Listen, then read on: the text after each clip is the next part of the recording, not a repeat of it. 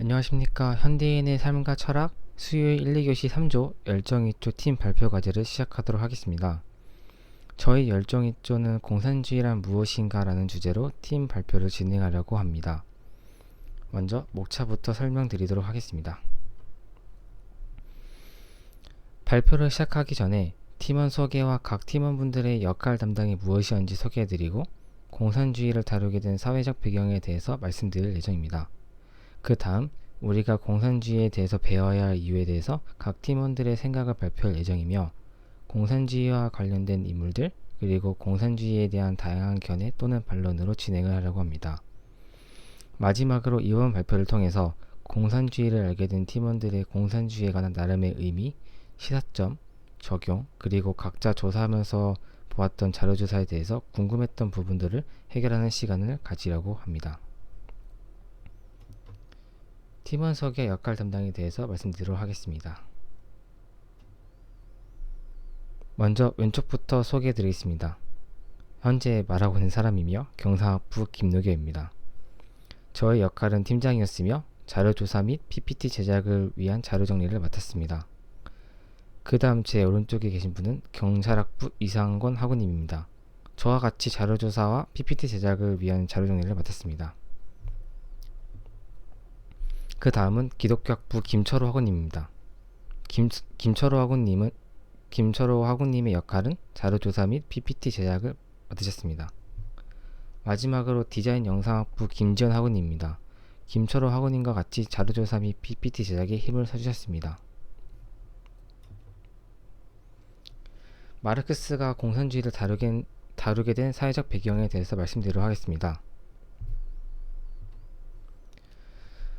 통설에 따르면 마르크스의 공산주의는 자유에 대해 부정적이었습니다. 하지만 마르크스 자신은 공산주의를 자유로운 개인들의 연합이라고 부른 데서 볼 수 있듯이 자유가 공산주의의 핵심 원리라고 보았습니다.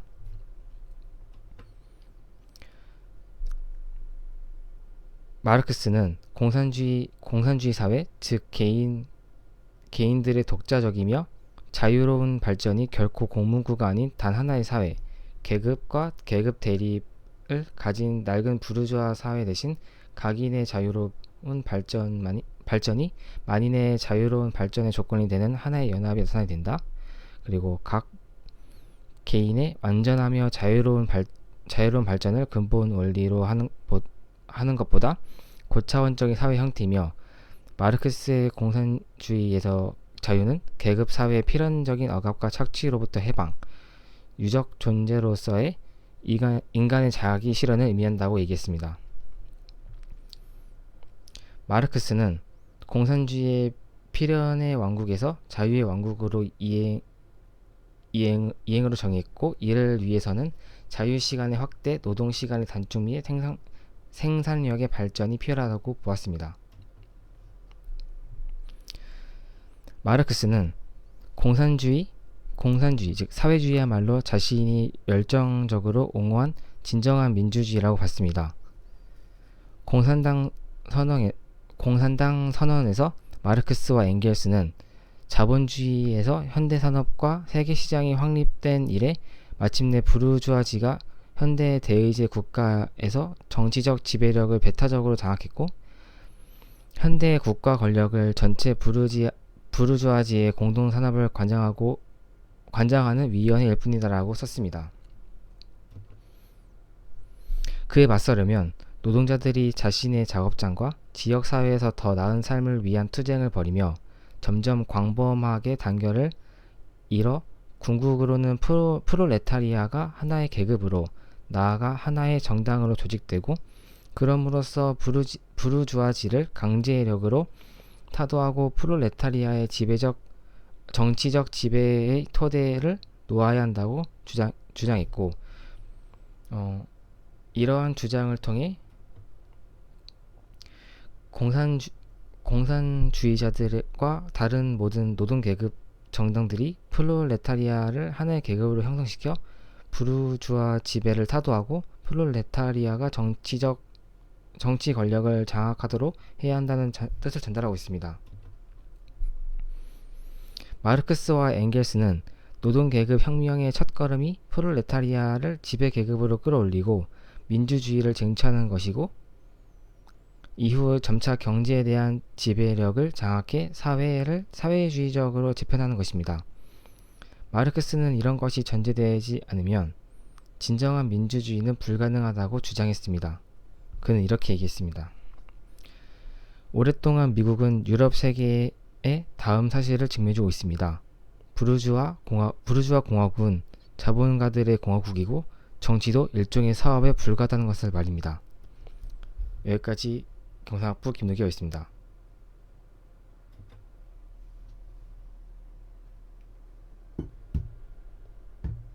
디자인 영상학부 김지원 발표하겠습니다. 제가 발표할 내용은 마르크스가 공산주의를 다루게 된 사회적 배경입니다. 첫 번째, 19세기 당시 유럽의 극심한 정치, 경제, 사회, 문화, 종교, 사상의 혼란과 미국의 경제 공황, 그리고 노동자들과 아이들의 처참한 실상을 직접 보고 듣고 체험했습니다. 두 번째, 청년과 중년 시절에 정치적 극단주의자들과 자유주의자들, 공산적 사회주의자들, 인문주의자들, 무정부주의자들, 무신론자들과 진보 해결주의자들의 교육과 토론, 모임과 화합, 그리고 그와 관련된 언론 집필과 연구가 방향을 주었습니다. 셋째, 이전과 당시의 관념적, 추상적, 공상적 철학자들과 혁명가들에 대한 반발 심리가 있었습니다. 마르크스 묘비명에는 철학자들은 세계를 다양한 방식으로 해석해 오기만 했으나 진정 중요한 것은 세계를 번역하는 것이라는 문구가 써져 있습니다. 넷째, 마르크스 자신과 동료 엥겔스는 신은 인간의 상상물에 불과하고 인간은 이 상상 속의 신의 굴레를 극복해야 한다. 종교는 인민의 아편이다라고 주장하였으나 정작 그가 내세운 핵심 이론에 깔려있는 사상은 결국 성경 말씀에서 추출하고 변질시킨 것이라고 추정할 수 있습니다. 마르크스가 그토록 존귀하게 여기고 주장했던 인간과 노동에 대한 관념. 인간은 노동을 통해 인간의 본질을 추구하고 나타내며 인간이 주체가 되고 완전한 자아실현, 즉 완전한 인간이 될 수 있으니 자신의 모든 노동에서 소외돼서는 안 된다 라고 말했습니다. 네, 다음은 마르크스가 공산주의를 다루게 된 사회적 배경에 대한 관련 영상을 시청하도록 하겠습니다. 18세기 촉발된 산업혁명과 자유주의 혁명의 이중혁명은 서구 사회의 자본주의와 민주주의 체제에 기틀을 마련해 내었고, 이 같은 체제들은 왕권과 봉건적 국가 질서를 무너뜨리며 그 빈자리에 자본가와 노동자라는 새로운 세력들을 채워넣기 시작했습니다. 이 새로운 세력들은 자신들 스스로의 이득을 남겨다줄 자유주의 사상의 다음은 마르크스와 공산주의를 다루는 사회적 배경에 관해서 공산주의와 사회주의에 대한 차이에 대한 영상을 보도록 하겠습니다.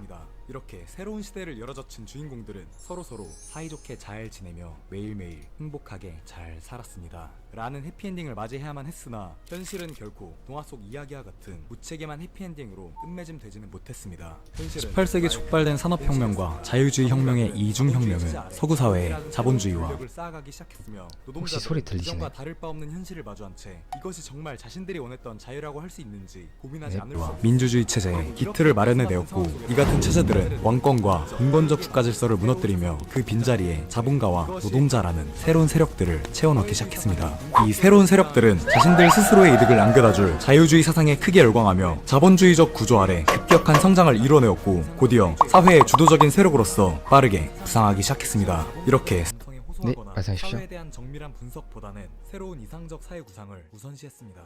자본가 여러분, 여기 이 노동자는 하루에 15시간씩 일하면서도 빵 한 쪽 사먹지 못하고 있습니다. 이 얼마나 안쓰럽습니까? 넓은 아량으로 우리 같이 더 좋은 환경을 만들어 봅시다. 협동조합도 만들고 노동 환경도 개선해 봅시다. 이것이 바로 초기 사회주의의 핵심적 주장이었습니다. 이 같은 초창기 사회주의는 여러분들이 흔히 알고 있는 폭력적 사회주의 혁명과는 다소 거리가 먼 아주 평화적인 사상이었습니다. 이러한 사회주의를 제창한 사상가들은 실제로 직접 공동체도 건설해보고 노조도 만들어보면서 다양한 시도들을 해보았지만 결국 싸그리 말아먹고 역사의 뒤편으로 사라져야만 했습니다. 당시 19세기 초반은 아직 자본가와 노동자 간의 계급투쟁이 본격적으로 발달하지 않았던 시기였고, 이 초기 사회주의 사상 자체도 자본주의에 대한 제대로 된 통찰이나 로버트 우원을 제외하고는 정교한 이론과 정책이 없는 말 그대로 공상적 세계만을 꿈꿨기 때문에 공상적 사회주의라는 이름이 붙게 되었습니다. 이렇게 이들은 현실이라는 거대한 벽을 마주한 채 결국 무릎을 꿇고 말았습니다. 그러나 사실 이들이 현실에 무릎을 꿇었던 것은 바로 추진력을 얻기 위함이었습니다. 자본주의에 의해 개작살 났던 사회주의는 19세기 중반으로 넘어가면서 다시금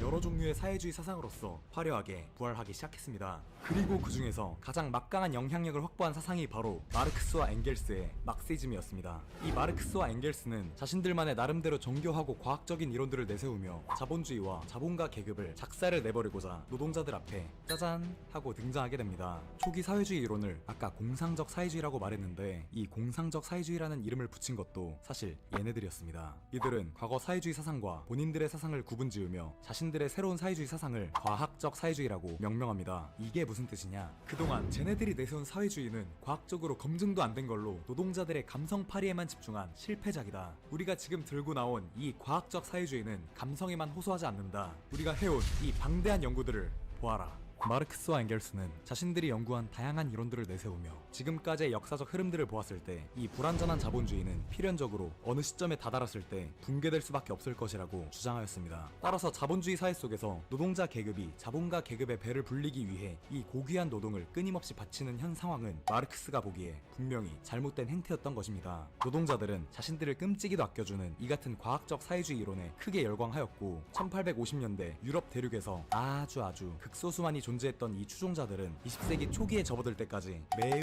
정말 아주 많은 세력을 형성해 나가게 됩니다.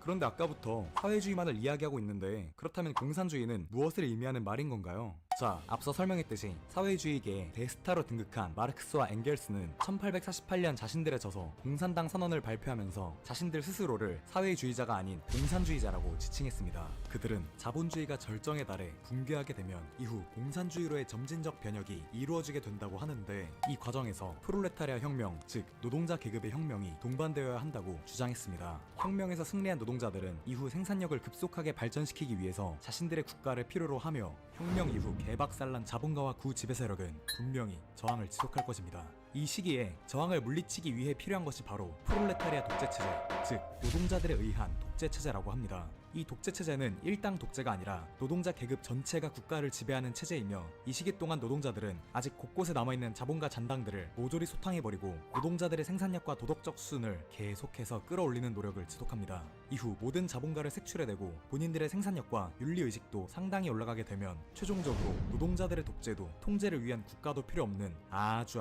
평화로운 상태가 이루어집니다. 이것이 공산주의자들이 말해왔던 지상락원, 바로 공산주의 사회인 것입니다. 여기까지가 마르크스와 엥겔스의 주장입니다. 이 공산주의 사회에서는 이미 자본주의를 거치며 산업력이 흘러넘칠 만큼 충분해졌기 때문에 각자가 능력에 따라서 일하고 필요에 따라서 받는다는 원칙이 가능해집니다. 기반이 그만큼 탄탄하니까 열심히 할 필요가 없다는 것이죠. 자기 할 수 있는 만큼만 일하면서도 원하는 것은 다 챙길 수 있다니 확실히 혹할 만한 사상이라는 생각은 듭니다. 그래서 이들은 그간의 평화적 유토피아적 사회주의와 우리들 과학적 사회주의가 이렇게나 다르다. 그니까 우리를 사회주의자라고 부르지 말고 공산주의자라고 불러라 라고 해서 이렇게 공산주의라는 단어를 별도로 사용하기 시작한 것입니다.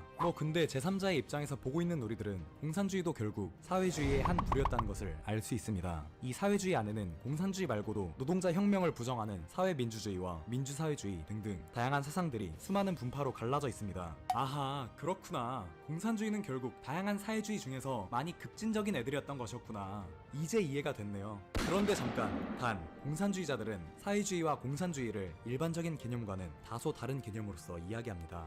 마르크스주의를 계승한 레닌은 혁명 이후 노동자들이 자본가와 구지배 세력을 색출해내는 프롤레타리아 독재 시기를 사회주의 사회라고 명명했습니다. 그리고 사회주의라는 과도기를 넘어서 최종적으로 공산주의가 찾아온다고 정리하였는데, 즉 공산주의자들에게 있어서는 사회주의란 공산주의 이전 단계에 있는 체제를 의미하는 것입니다.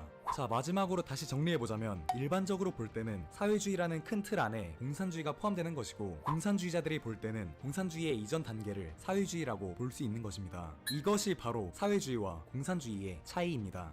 생각보다 별거 없었죠? 그리고 이후에는 다들 아시다시피 이러한 공산주의도 이들의 장점을 모두 끌어다온 수정 자본주의가 등장하게 되면서 결국 폐업해버리고 말았습니다. 마르크스도 자본주의가 이렇게 유연하게 대처할 수 있다는 사실은 아마 예측하지 못했을 것입니다. 그러나 현재까지 어찌어찌 살아남은 자본주의도 사실 2008년 세계 금융위기 이후 아슬아슬한 줄타기를 하고 있다고 보아도 무방합니다. 지난 20세기 동안 자본주의는 공산주의와 파시즘 모두 박살내버리고 멋지게 살아남았지만 이들은 앞으로 얼마나 더 갈 수 있을까요? 네, 다음은 우리가 공산주의를 배워야 되는 이유에 대해서 발표하도록 하겠습니다.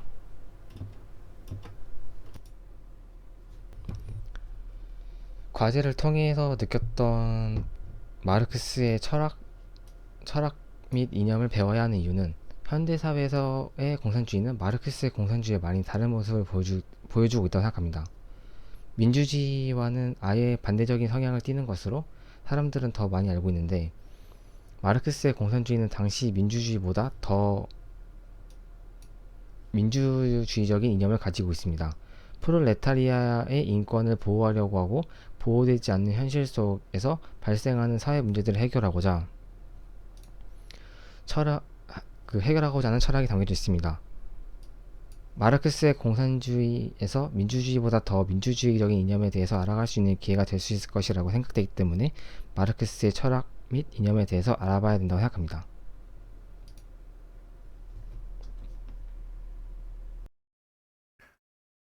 우리가 공산주의를 배워야 하는 이유 시작하겠습니다. 마르크스의 공산주의는 자본주의의 문제점이 명화가 되어 시작된 것이고, 공산주의는 사적 소유의 철폐, 국유화, 계획경제로 흔히 보는 것과 달리 마르크스의 공산주의는 자유를 핵심으로 합니다. 즉, 노동자들의 인권이 보장되지 않은 노동 착취와 같은 사회 문제를 타파하기 위해 대두한 것입니다. 현재 자유민주주의는 이러한 자본주의의 문제점을 복지 등으로 개선하여 운영하고 있습니다. 자본주의의 문제점 개선과 발전을 위해서라도 마르크스의 공산주의의 이념은 필요하다고 생각합니다. 기독교학부 김철호입니다. 마르크스 주제나 사상을 다루어야 할 이유에 대해서 말씀드리겠습니다. 배워야 하는 이유에 대해서는 같은 한민족이면서 대치 중인 북한이 비록 1990년경에 마르크스주의를 버리고 김일성 일가를 신격화하는 주체 사상을 택했을지라도 북한은 이에 기초한 정권이며 우리나라도 군사 독재 정권과 민주화 과정에서 많은 청년들, 학자들, 그리고 정치가들, 철학자들이 이 사상에 매료되어 혼란스러웠던 역사가 있었고, 비록 지금은 수면 아래로 가라앉았다고는 하나 아직도 여전히 사회 곳곳에 이 사상이 변질되어 존재하고 있기 때문에 이 마르크스주의 사상에 대해서 배워야 한다고 생각합니다. 그리고 두 번째는 세계를 향한 마르크스주의의 실험이 실패하였을지라도 여전히 세계 많은 철학자, 사회학자, 정치가들과 사람들 사이에서 알게 모르게 변용되고 변형된 전략적 형태로 적용되기 때문에 또한 배워야 알아야 된다고 생각합니다. 그리고 세 번째는 공산주의가 한때 전 세계 3분의 1을 휩쓸게 한 이유와 배경을 깊이 파악하고 자본주의의 폐해와 단점이 무엇인지를 보고 수정 보완할 수 있기 때문이며 또 다른 형태의 마르크스주의를 예방할 수 있기 때문에 이 사상에 대해서 배워야 한다고 생각합니다. 제가 생각하는 공산주의를 배워야 하는 이유는 공산주의 등장을 예고했던 칼 마르크스는 인류 전체의 사상, 사회, 정치, 철학 등에 매우 큰 영향을 끼쳤고 역사, 경제, 체제학자들이 지목하고 있는 매우 중요한 사상가이기 때문에 현대 사회에 살아가고 있는 우리는 꼭 배워야 한다 생각합니다. 그런데 몇몇 사람들이 이렇게 말합니다. 돈이 최고 권력이 되는 자본주의 시대에서 우리가 살고 있으니 공산주의에 대해서는 몰라도 되는 거 아니야? 라고. 하지만 공산주의를 다뤄야 할 이유 또한 위 문장에 포함되어 있다는 점을 명심해야 합니다. 가까운 미래의 사회 구성원으로서 역할을 할 우리가 대한민국의 경제체제를 잘 이해하고 적응하기 위해선 이에 반대되는 개념인 공산주의 경제체제까지 잘 알고 있어야 더 깊이 자본주의에 대해 이해할 수 있기 때문에 공산주의를 배워야 할 필요성이 분명하다고 말할 수 있습니다. 네, 다음은 공산주의와 관련된 주요 인물에 대해서 소개하는 시간을 갖도록 하겠습니다. 철학부 이상군입니다. 공산주의와 관련된 주요 인물 발표 시작하겠습니다. 칼 마르크스는 프로이센 출신의 철학자, 역사학, 사회학자, 경제학자, 언론인으로 자본주의의 모순점을 잘 간파하고 현대에 발전된 자본주의에도 큰 영향을 미친 사람입니다. 또 현대 독일 정치와 경제에도 많은 영향을 끼친 인물이며 독일 내에서도 가장 위대한 독일인 중 한 명으로 언급되어 위인으로 많은 존경을 받고 있습니다. 주로 독일 사회민주당 또는 좌파당 지지자들 그리고 구동독 지역의 좌파 사이에서는 마르크스에 대한 존경심이 깊어 동독인들이 정부에 반발하는 시위를 할 때마다 햄리츠에 있는 마르크스 동상에 모여서 집회를 합니다. 옛 사회주의권이었던 동독 지역의 좌파가 칼 마르크스를 앞세워 국가의 재정과 복지를 확대하려는 강경한 시위를 많이 하기 때문에 독일 내 우파와의 충돌이 잦습니다. 근대 사회과학의 분과학문들을 새롭게 창시하였고 자본론과 공산당 선언 등을 저술하였으며 19세기 중반부터 20세기 말까지 마르크스의 사상은 인류 전체의 사상과 철학, 사회, 문화, 외교, 정치, 경제 등의 방향성에 대해 지대한 영향을 끼쳤기에 매우 중요한 사상가로 지목됩니다. 과학적 사회주의 공산주의의 창시자, 변증법적 및 사적 유물론, 그리고 과학적 경제학의 정립자입니다. 베를린에서 청년 해결학파에 속했던 마르크스는 이 파의 극좌파에 섰으며 혁명적 민주주의 사상을 다져나갔습니다. 당시의 반동 정책을 고려하여 이를 포기하고 1842년 라인 신문의 편집에 참가한 뒤 주필이 되어 이 신문을 혁명적 민주주의의 기관지로 바꿔놓았습니다. 그는 그 활동과 이론 연구에서 해겔 철학의 타협적 경향, 정치적으로 보수적인 입장, 그 원리와 현실의 사회관계 및 그 변혁의 과제 사이에서 발견되는 불일치를 발견하고 해겔로부터 이탈, 더 나아가서는 청년 해겔학파에도 만족하지 않고 호이에르바하의 유물론으로 또한 현실에 관한 경제적인 연구로 나아갔습니다. 그는 1844년 혁명적 민주주의로부터 프롤레타리아 공산주의로 노동자 계급의 입장으로 혁명적 변화를 수행하기도 했습니다.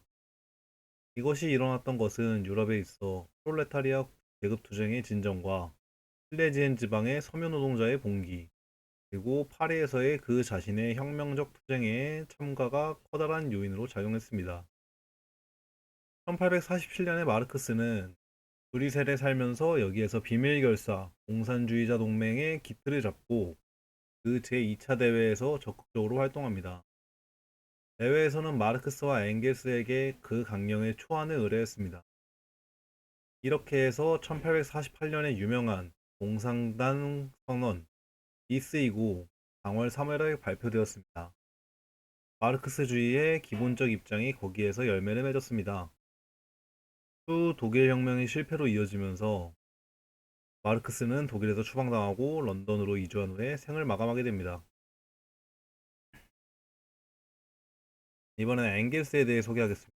엥겔스는 레닌, 마르크스와 같이 3대 공산주의 위인으로 추앙받고 있습니다. 엥겔스는 부유한 자본가이며 독실한 개신교 집안에서 출생하고 성장했습니다. 청년 시절 기독교에 대해 회의적이고 해겔 철학에 심취해 지배층에 대한 비판의 글을 신문에 자주 게재했으며 시문학을 좋아했습니다. 그의 아버지는 자신의 사업과 신앙을 잇기를 원해 아버지와 갈등이 있었으나 어머니의 중재로 아버지와의 관계 유지 정도는 가능했습니다. 브레멘과 페블리 포병연대 시기에 마르크스와 친구가 되었고 자유주의, 부정부주의, 무신론자, 혁명적인 서적들, 그리고 청년 해결 철학에 빠져 기존의 탁상공론의 철학과 그리스도교를 중점으로 종교에 맞서는 선전가로 변모해갔습니다. 해결 철학의 종결이 공산주의라는 것을 신봉하는 헤스를 만나 공산주의로 돌아서게 되고 맨체스터에 있는 집안의 공장에서 사업하며 현실 비평으로 영국의 여러 언론지에 공산주의에 관한 글들을 기고하기도 했습니다. 1844년 파리에서 마르크스와 재회한 후 마르크스의 전폭적인 동지 겸 후원자가 되고 의인동맹에 가입하여 비밀 지하 조직인 의인동맹을 공산주의자 동맹이라는 공개적인 정당으로 바꾸며 공산당 선언을 했습니다. 1848년 유럽 각지에서 혁명이 일어나자 엥겔스는 독일 각지를 전전하며 혁명 활동에 참여했습니다. 독일 당국의 탄압으로 망명한 런던에서 제1 인터내셔널 국제노동자연합의 총평의회 의원으로 선출되어 전 유럽의 노동자 계급 투쟁을 조율하는 책임을 맡게 됩니다. 당시 맡은 일의 근면성실하고 러시아, 포르투갈, 루마니아, 프랑스, 스페인 등 유럽 여러 나라 언어에 능숙했습니다. 마르크스 사상의 집대성이라고 할 수 있는 자본론의 정리, 해석하고 출판했으며 제2 인터내셔널을 설립해 국제공산주의 운동에 힘을 썼습니다. 1895년 식도암으로 생을 마감하였으며 저서로는 자연변증법, 가족, 사유재산, 국가의 기원 등이 있습니다. 이상입니다. 다음은 주제나 사상의 공산주의에 대한 다양한 견해 또는 반론에 대해서 발표하도록 하겠습니다.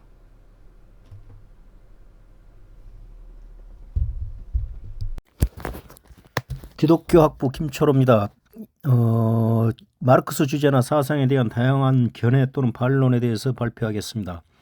마르크스 경제학 사상에 대해 비판하는 주류 경제학자들의 주된 비판에는 첫째로 가치 개념과 둘째로 노동 가치론이 있는데 그 이유는 이 개념들이 과학적으로 반증이 불가능하기 때문이라고 합니다. 크게 노동 가치론에 대한 비판과 가치 개념 그 자체에 대한 비판으로 나눌 수 있는데요.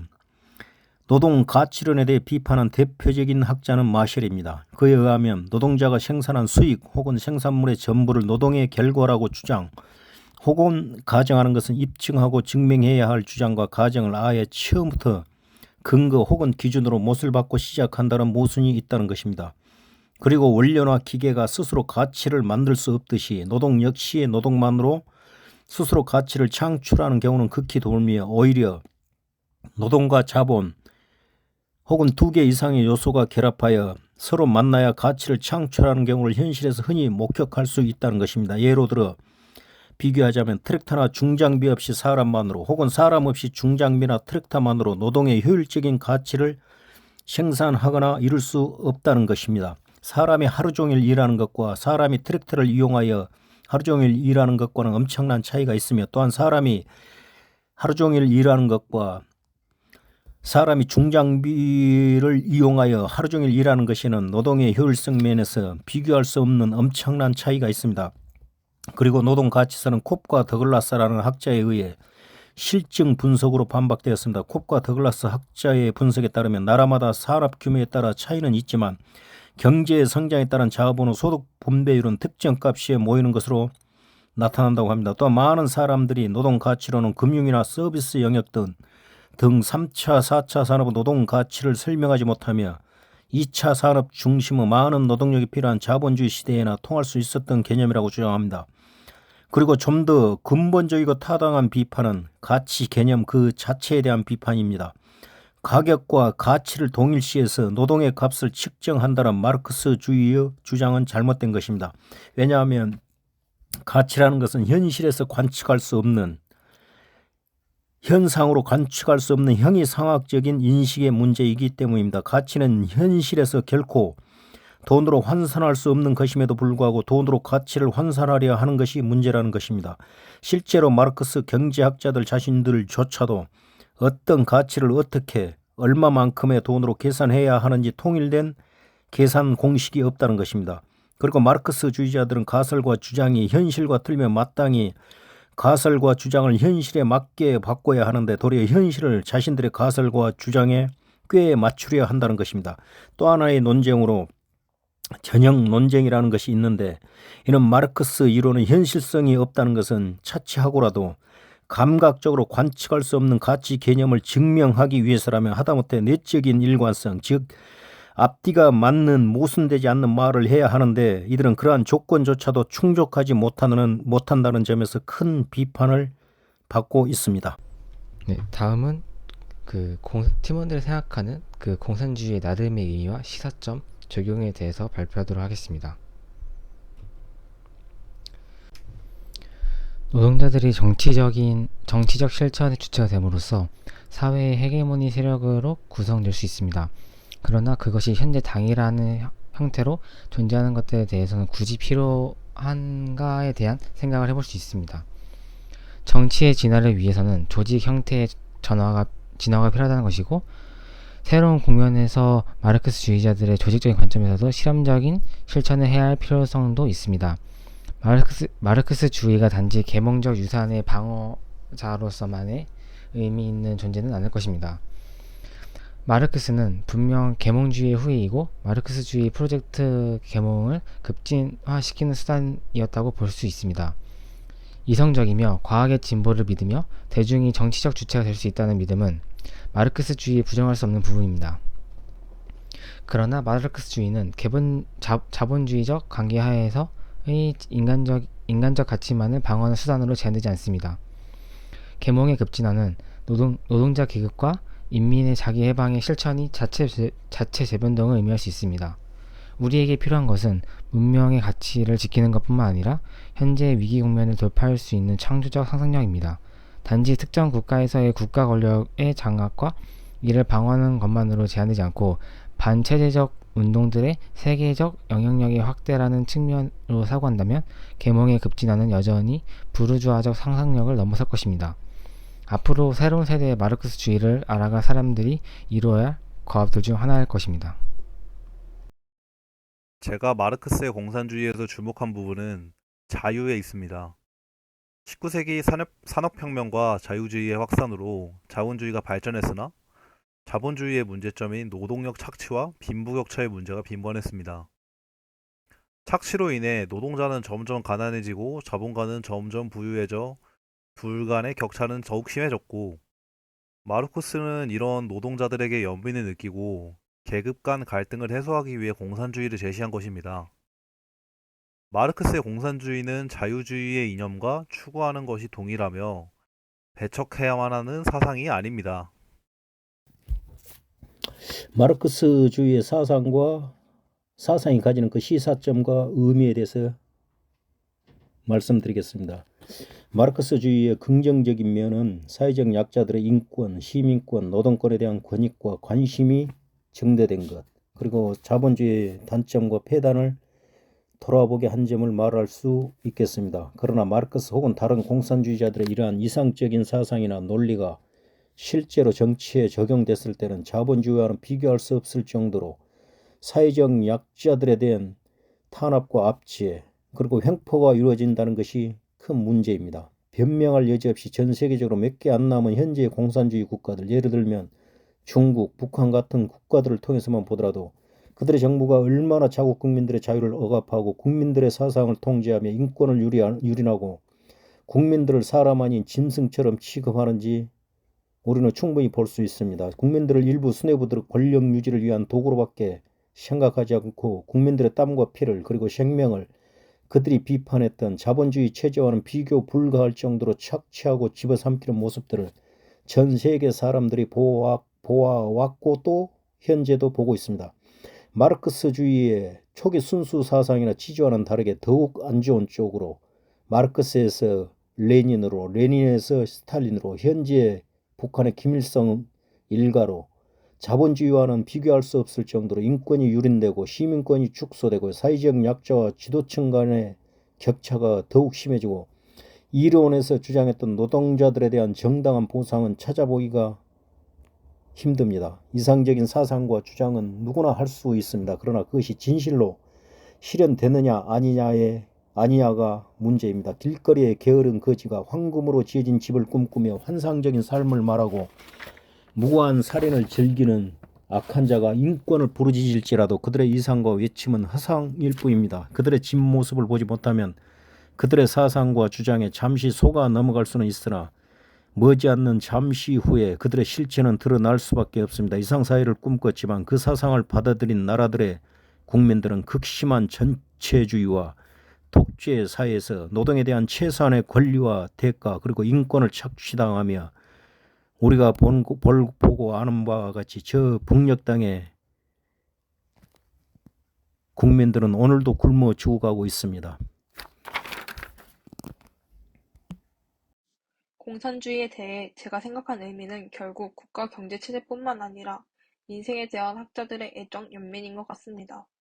비록 현대사회의 공산주의 체제는 성공을 거두지 못했지만 공산주의를 도입하게 된 사회적 배경에는 인간답게 살아갈 수 없었던 노동자의 불우한 삶과 고난, 지배계층의 빈부격차가 있었습니다.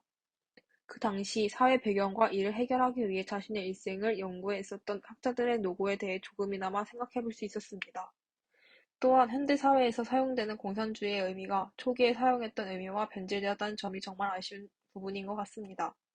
과거 빈부격차 해소를 하기 위해 자신의 인생과 맞바꾼 학자들의 뜻을 잘 이어받아 21세기 자본주의 시대에 공산주의에 담긴 진정한 의미를 전할 수 있는 사회가 되기를 바랍니다. 다음은 이제 그 자료 조사를 하면서 그 각자 그 파트에 대해서 이제 생겼던 궁금함에 대해서 좀 풀어보는 시간을 가지려고 합니다. 질문하겠습니다. 공산주의가 계급 간의 대립을 문제로 삼고 등장한 이론인데 프롤레타리아가 부르지아지를 타도하고 장악하면 또 다른 계급과의 갈등이 생겨 같은 문제의 반복이 일어나는 것 아닌가요? 아닙니다. 프롤레타리아가 하나의 계급으로 조직되어 부르주아지를 강제력으로 타도하고 난 이후에는 프롤레타리아 외의 계급이 사라져 만인의 같은 계급, 즉 계급이 사라지게 되는 것입니다. 네, 다음 질문하겠습니다. 마르크스 자신과 동료 엥겔스는 신은 인간의 상상물에 불과하고 인간은 이 상상 속의 신의 굴레를 극복해야 한다. 종교는 인민의 아편이다 라고 주장했으나 정작 그가 내세운 핵심 이론에 깔려있는 사상은 결국 성경 말씀에서 추출하고 변질시킨 것이라고 추정할 수 있다 라고 하셨는데 마르크스가 속했던 청년 해결파의 기독교의 해석을 인정한 쪽이 아니었나요? 왜 기독교에 반하는 사상을 가지게 되었나요? 사실 마르크스는 사치와 방탕함에 빠져 기독교적 신념과 신앙심을 잃게 하고 기독교에 반하는 사상을 가지게 됐습니다. 그는 가족을 부양하기 위한 노동을 하지 않았으며 가족의 유산과 엥겔스의 경제적 지원에만 의존했습니다. 마르크스 연구소에 의하면 마르크스는 생전에 엥겔스로부터 600만 프랑 하나 8억 원을 받아 상류층의 삶을 사는 호화로운 생활 속에서도 그는 가족을 돌보지 않았습니다. 마르크스의 가정 환경은 유복하고 어린 시절 배를 굶지 않았으며 다른 친구들에 비해 형편이 훨씬 좋았습니다.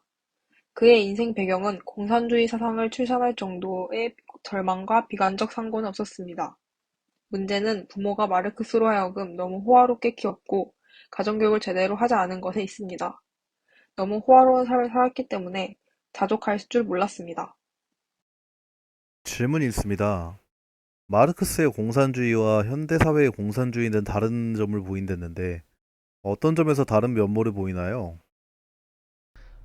마르크스의 공산주의는 조금 더 사회주의적인 개념에 가깝기 때문에 그 현대 사회의 공산주의와 마르크스의 사회주의의 차이점에 대해서 말씀드리자면 그 공산주의의 개념은 약간 자본주의의 모습을 타파하기 위해 하는 것이고 그 사회주의는 그 공산주의에 대한 이념을 실행하기 위한 하나의 수단이자 통로 혹은 현실안이라고 말할 수 있습니다. 네, 그 다음 질문으로 넘어가도록 하겠습니다. 그 노동 가치론이 무엇인가요? 그 노동 가치론이란 상품의 가치는 그 상품이 생산한 노동만이 만들어내고 그 가치의 크기는 상품을 만들어내는 데 소요된 노동 시간을 결정한다는 학설입니다. 네, 그 다음 질문으로 넘어가겠습니다. 노동 가치론에 대한 비판에서 원료나 기계가 스스로 가치를 창출할 수 없듯이 노동 역시 노동만으로 스스로 가치를 창출해야 하는 경우 극히 드물고 오히려 노동과 자본의 두 개 이상의 각종 요소가 결합하여 서로 만나야 가치 창출하는 경우를 현실에서는 흔히 목격할 수 있다라고 하셨는데 노동과 자본이 만나서 이루게 되는 모습은 유토피아적인 모습의 일부분을 보여준 거 아닌가요? 마르크스의 사회주의, 공산주의는 이룰 수 없는 현실인 건가요? 질문에 대해 답변 드리겠습니다. 모든 공산국가는 그 예외 없이 일당 독재 체제의 형태로 이루어질 수밖에 없는데 이는 장기 집권 독재자를 양산하게 되고 결국 시민들의 민주화 열망을 불러일으킵니다. 결국 공산주의, 사회주의에 대한 신념을 가지고 있으면서도 민주주의의 자본주의적 요소를 받아들일 수밖에 없다는 얘기입니다. 이전에 구소련에서 고르바초프가 개혁 개방 정책을 펼치고 중국에서 모택동이 개혁 개방을 펼쳤던 것과 같은 이치입니다. 그런 이유들 때문에 마르크스 공산주의는 실패했다고 봅니다. 그럼 질문 드리겠습니다. 마르크스주의자들이 조직적 관점에서 진행해야 할 실험적 실천은 어떤 것을 의미하는 건가요? 네, 실험적 실천이란 미래에는 사회주의의 실현이 아니라 마르크스가 공산당 선언에서 언급하고 있던 두 계급의 공멸로 향해 나아갈 수 있다는 점이 있습니다. 경제의 심연이 낳고 있는 세계적 위기는 자본주의와 노동자 두 계급 모두에게 파국을 초래할 수 있는 것입니다. 그렇기 때문에 사회주의자들에게 바라는 실험적 실천이라고 하면 변혁적 입장에 선 자들로서 하여금 더 뚜렷한 역사의식을 갖춰야 한다는 것입니다. 네, 감사합니다.